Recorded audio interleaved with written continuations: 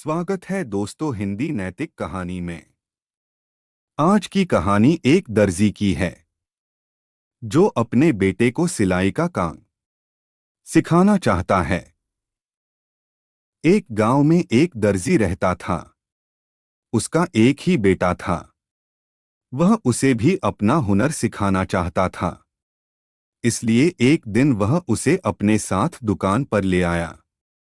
वहां पहुंचकर दर्जी कपड़े सीने लगा और लड़का एक कोने में बैठकर ध्यान से उसे देखने लगा।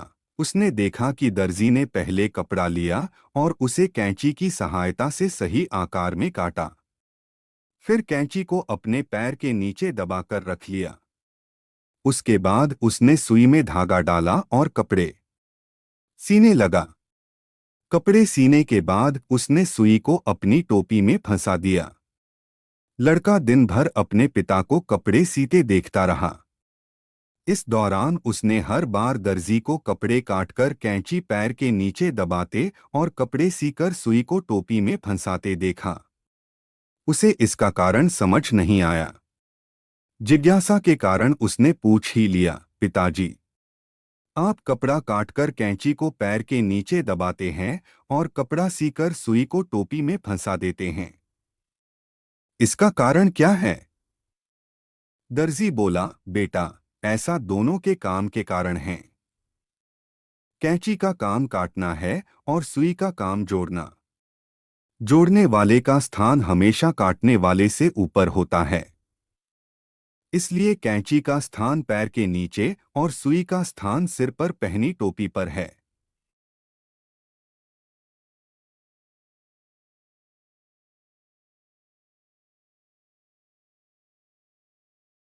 तो दोस्तों, इस कहानी से हमें यह सीख मिलती है कि हमारे कर्म ही समाज में हमारा स्थान निर्धारित करते हैं। यदि हम अच्छे कर्म करेंगे तो समाज में ऊंचा स्थान प्राप्त करेंगे, लोगों की दृष्टि में हमारा सम्मान बढ़ेगा। वहीं बुरे कर्म के कारण हम लोगों की नजरों से गिर जाएंगे।